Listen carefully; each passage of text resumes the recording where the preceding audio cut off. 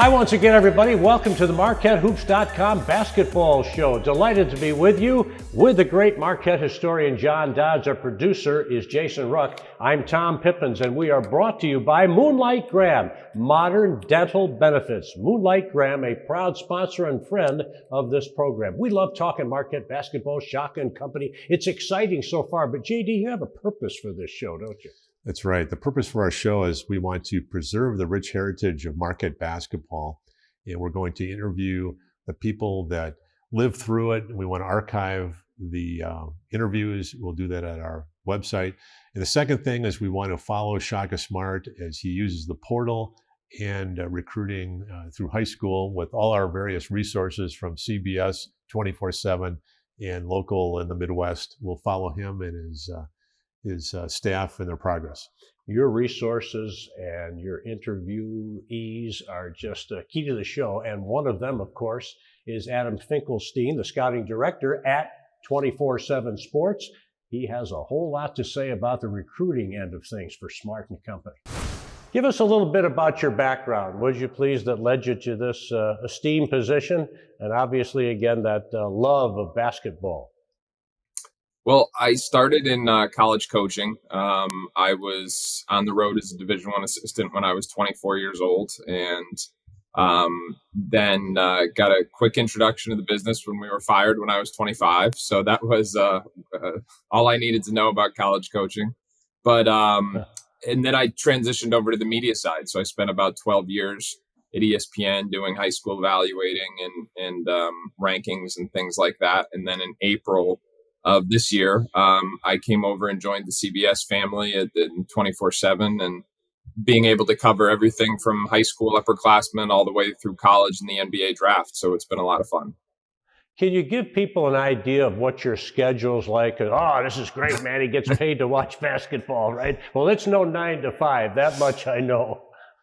No, I mean, my standard line is I don't have the Sunday night of like, oh no, tomorrow's, Monday morning. I don't have that, but I also don't have like the Friday in terms of like, oh, what am I going to do this weekend? Because I'm usually, I use the word work lightly, but we're working every day. I mean, we're at an event. There's usually events on the weekends year round. So we're usually on the road on the weekends and home creating content, whether it's, writing or podcasts or video or in the studio or, that's one of the things that I really love about being here is that there is such an appetite for content and such an appetite for up-to-date content and across all different levels of the game, from high school all the way to the NBA. So if I'm, so for example, today, as soon as we finish this up, I'm getting in the car, I'm driving to New York, I'm watching an event there. I did the same thing yesterday, but I stopped in the studio and recorded some content for the week. So it differs by day, but, I'm usually not sleeping in and reading the paper on Sunday mornings. Overall, what's your assessment of Marquette basketball from afar? I'm biased, I'm subjective, I run a fan site, but what's your take on it from the East Coast in Connecticut? Well, I think that they are, and I think the previous staff did this too. They're really working to establish a recruiting pipeline into the Northeast, or maybe I should say perpetuate it, because as I said, Wojo and his staff really had that as well. So I think, given the conference affiliation in the Big East, it makes a lot of sense. But on both of the last two staffs, you've had assistant coaches who have connections here. Dwayne Killings under Wojo, Cody Hatt under Shaka. So, and they've done a really good job. So specific to the Northeast, if I understand your question correctly, I think they're doing a really good job of perpetuating that brand, making sure that the kids who are there, who have had success, kids like Tyler Kolek, that's well known locally and that they're visible locally. They make the trip out here quite frequently. They're doing their work early on a variety of different prospects. They get in on young kids, which, that was something that happened with Trey Norman's recruitment. I'm sure we're going to talk about him in a little bit, but they're really doing their work early. They're very visible, and they're doing a nice job of extending their recruiting arm, if you will, away from just their home base. The 2023 class includes 3 players. Zade Lowry committed first. He's the 6'4", 4.5 combo guard out of Missouri, who's now playing at Lalamere Prep in Indiana. Al Amadou from Philadelphia area, the 6'9 forward, and 6'3 Trey Norman, the point guard, really 2-guard, great defensive player out of Massachusetts. Why don't we just tee it up? Which one would you like to start with? Well, I think Trey is going to end up being the alpha of the group. He's a big guard. He's also the one that I have seen the longest. But in terms of he's just got kind of an it factor about him. There's some natural alpha there, both in terms of the way he carries himself and the way that he plays. He's a big guard, a playmaker who can play on and off the ball. I think you'll see him. I think he's best with the ball in his hands, quite frankly, because what he does best is make plays. And he can play pick and roll. He can get downhill. He can shoot off the dribble. But he's just a guy who, from a scouting point perspective, you can't point to it and say, okay, he's an elite athlete, or okay, he's an elite shooter. He's an elite. He's got elite scoring instincts. He's got elite playmaking instincts. And I think he's got really good positional size, really good positional strength. And I think he's somebody that is going to have a very bright future there for Marquette and end up, potentially becoming, one of the key players on that team in years to come. Interesting comment by Shaka. Shaka mentioned that he was the best guard he's ever recruited in his Wow. career. So I thought that was an interesting comment that says that he plays defense as well as offense. Yeah, he has that mentality. He has that kind of hyper competitive, strong, physically strong, as I mentioned, and that's going to be such a big part of translating his game to the next level. His fitness has continued to improve. I think he's in the best shape of his life right now, because sometimes that's a hard, kind of balance for young kids to find when they're physically strong and their size and strength is such a big part of their identity, but making sure that they're simultaneously maximizing their endurance and their explosiveness. And I think Trey's really doing a nice job with that right now. So I think he's more known for his offense right now. But he is certainly someone who has the characteristics and the mindset to be a very good player on the defensive end of the floor as well. In Shaka's initial press conference, he said there are 13 scholarships that we can give out, and we're going to be very aggressive with that, given the transfer portal can swing both ways. People can leave, players can come. And it was interesting that they were filled up for next year with 13. And Trey Norman, they were still recruiting him in the early signing period, and now they oversigned for the first time I can remember a Marquette team doing that. So obviously Trey Norman was a target and was worth the issue, bringing up the issue now. Yeah, if somebody's got to go, it's not going to be Trey Norman. I'll tell you that, because he's the he's the guy in that class that that I think has the best chance to be special down the road. The next player is and Marquette definitely needs size. And when I see this guy on tape, he's very impressive, but I understand he's very raw. Is Al Amadou from Pennsylvania? Can you talk about him?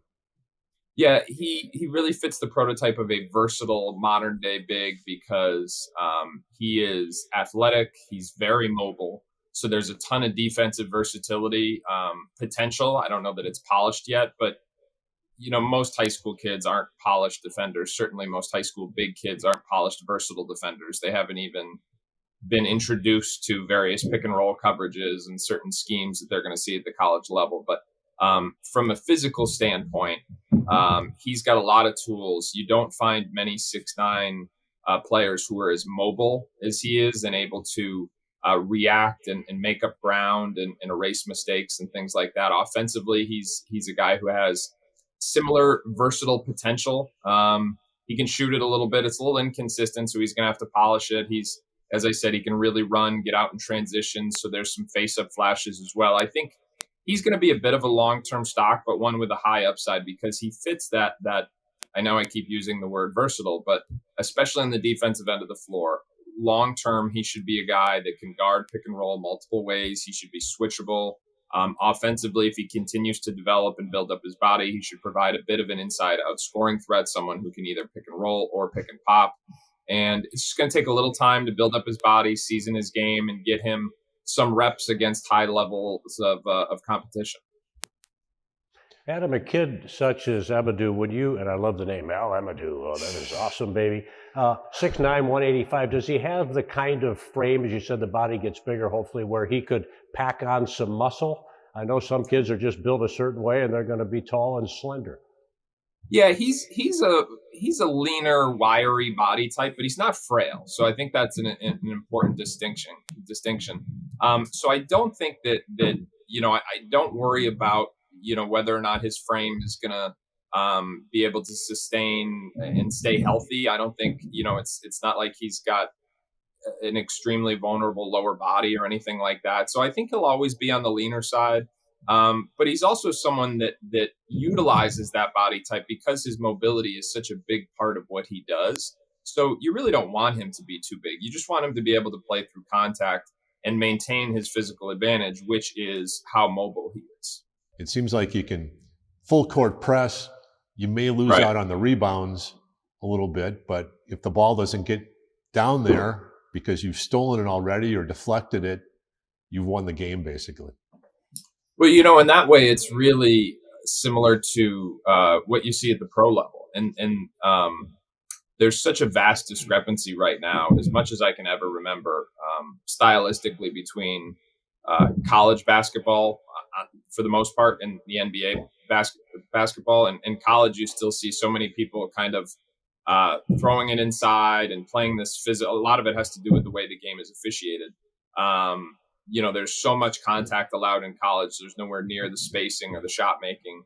And a lot of that has to do with these big bully kind of big men. And there's so many of them in the college game right now who are among the best players in college basketball, but aren't necessarily perceived as the same level NBA prospects. And so I think what Shaka is looking for is the big men who are kind of stylistically would be able to play that NBA game where you're very switchable and mobile defensively, where you can scramble a little bit, where you've got the ability to recover, play different pick and roll coverages, and then get out in the open floor. Of course, that havoc style that he branded at VCU, he was very successful with. And the thing I would add to that from a recruiting philosophy is I think there's a mentality piece to it as well, because, when you look back at Shaka's career and, how it went from VCU to Texas, I think more than anything, more than a body type, he's looking for a certain mentality. And I don't think he has much interest at all in coaching, these kind of low motor, celebrated, prospects. I think he's really looking for a blue collar, hungry young player. The Tyler Koleks, the Trey Normans. I mean, those guys are all cut from a similar cloth from a mentality standpoint. And then if you can add to that the versatility to play this up-tempo kind of mobile style that he's been most successful with over the course of his career, I think that's the ideal scenario. Well, it certainly is a style Marquette fans love, that's for sure, up-tempo. Speaking of up-tempo, I imagine your job, in terms of challenges, as you're well aware, Adam, the game is so different now with transfer portal and what have, and people are flying around, and you've got to have a guy like Smart and others who can adjust on the fly. And he had to rebuild the entire team in his first season at Marquette, right? And so many coaches have, because to his previous point, the transfer portal is such a big part of roster management, and NIL is such a big part of roster management in this day and age of college basketball. So there's obviously challenges that come along with that, but the positives is you're able to rebuild the roster a lot quicker. You don't have to suffer through 2 or 3 years of recruiting young players and trying to develop them and so on and so forth. So you really are able to turn the roster a lot quicker nowadays than you were in the past. The challenge is that, it's a lot harder to retain your players than it ever was before. It's going to be interesting that if a Kolek and also next year they could be seniors, but they also could be redshirt juniors, so they could stay 1 extra year. So it's going to be interesting to see what that how that works out.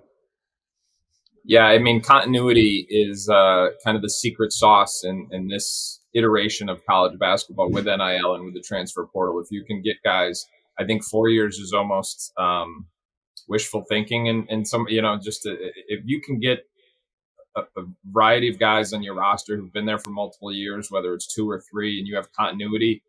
That's the thing that programs that have to rebuild in the transfer portal every year are usually missing, not just from a culture standpoint, which is so important to Shaka in terms of like the values and things of your program, but even from a schematic standpoint of like, terminology, ball screen coverages, different concepts that you try and ingrain in your program and have be automatic on a yearly basis. I mean, that's the kind of stuff that I think, most fans may not have a great appreciation for, because when you're changing your roster or you're changing the top players in your team every year, you've really got to start from square one with all those things. So I do think continuity, if you're at a program where you're not going to win the NIL game against the some of the programs you mentioned and maybe some others, then continuity is a way that you can try to counteract that.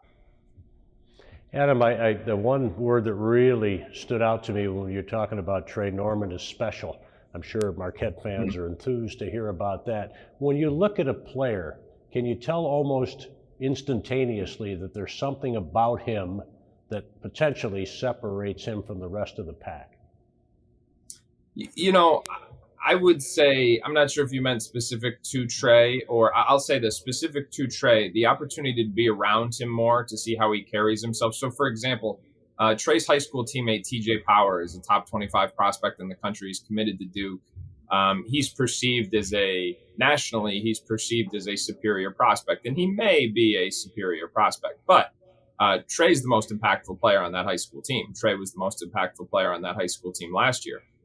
Trey was voted the most unanimously the team MVP last year.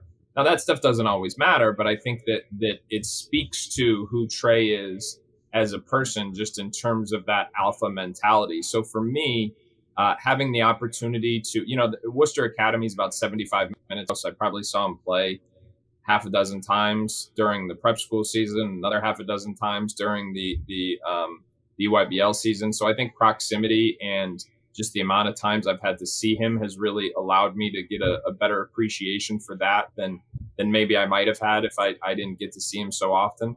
And I do think that's the key. I mean, I tell people all the time, like, I don't think my eye is necessarily any better than anybody else who's experienced and competent and unbiased, but I just try and get my eyes on the prospects that much more. And if there's a competitive advantage, I think it's that the frequency with which you can see prospects and the frequency with which you can see them in different environments. So you can, kind of get an appreciation for things that might pop more in high school versus AAU, vice versa, camp settings, things like that.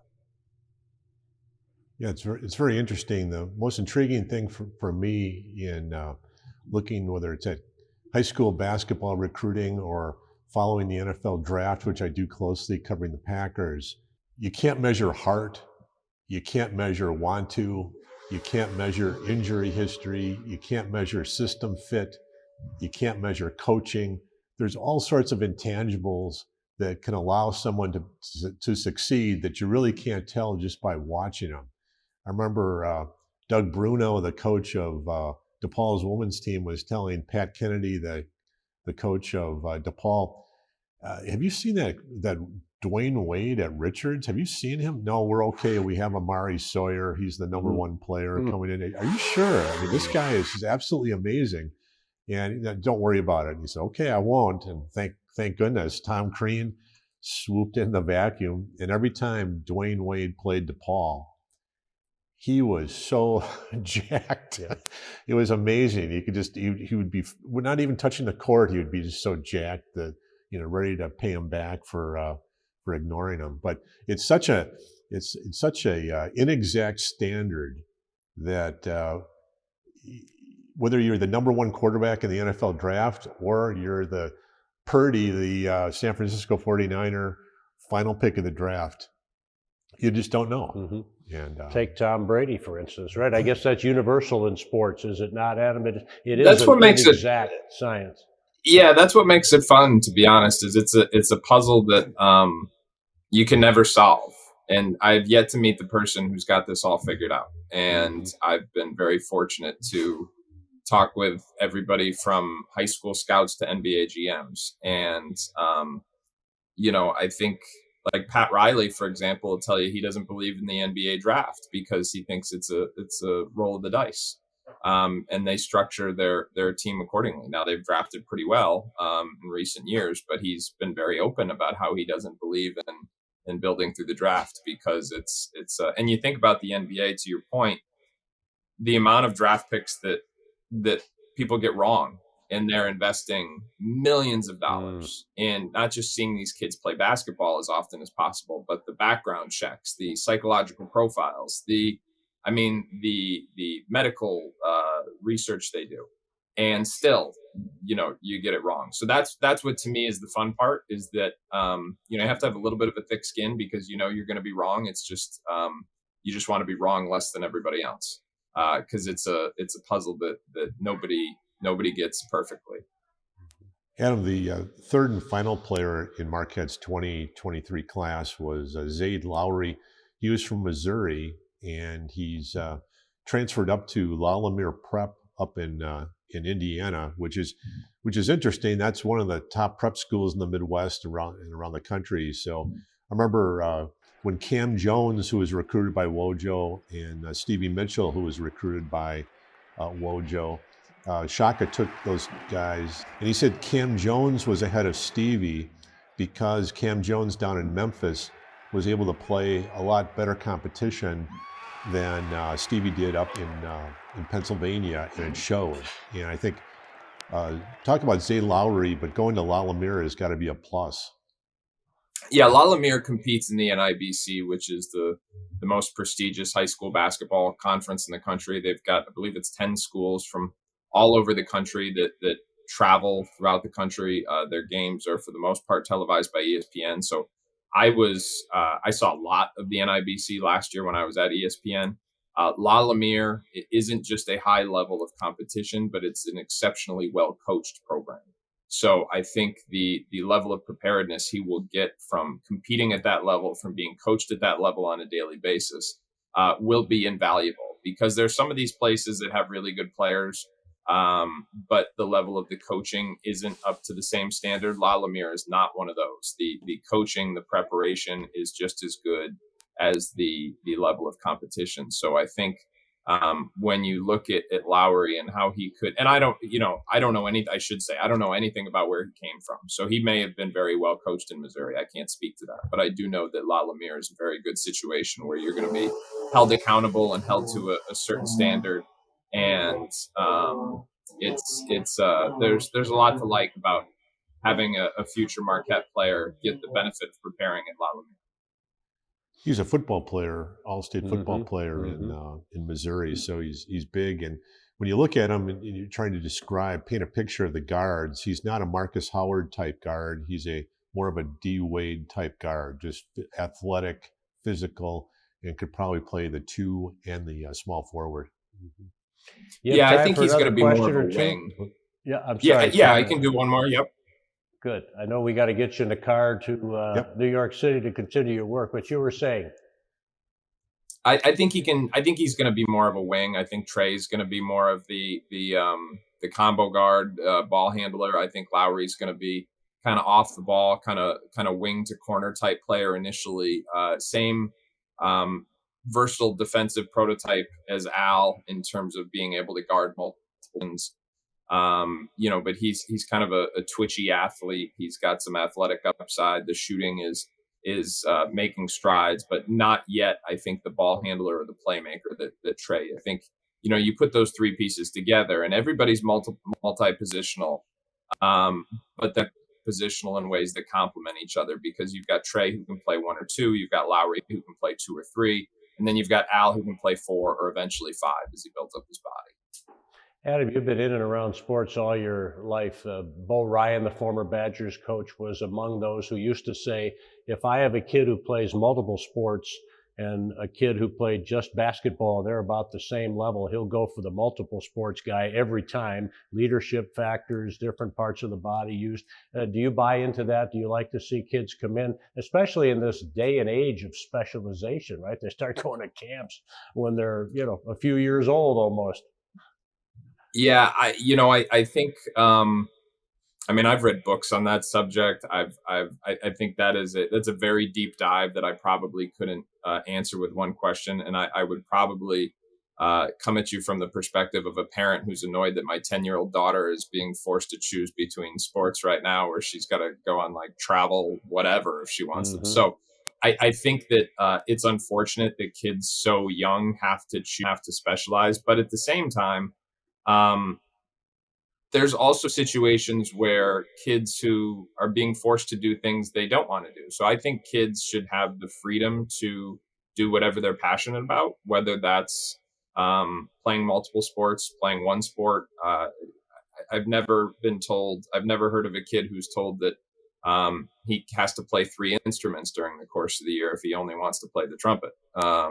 So I think there's a lot of different angles to pursue. There's certainly pluses and minuses. I think legitimately to both. I think the danger is when kids are being required to do things that they don't have a passion for, they don't have an interest in. And it's one thing to try things. It's a different thing to kind of be required to do them extensively. But as I said, like from a parent's perspective, I wish my kids could just kind of get a chance to see what they like first before they're asked to Very decide. intriguing.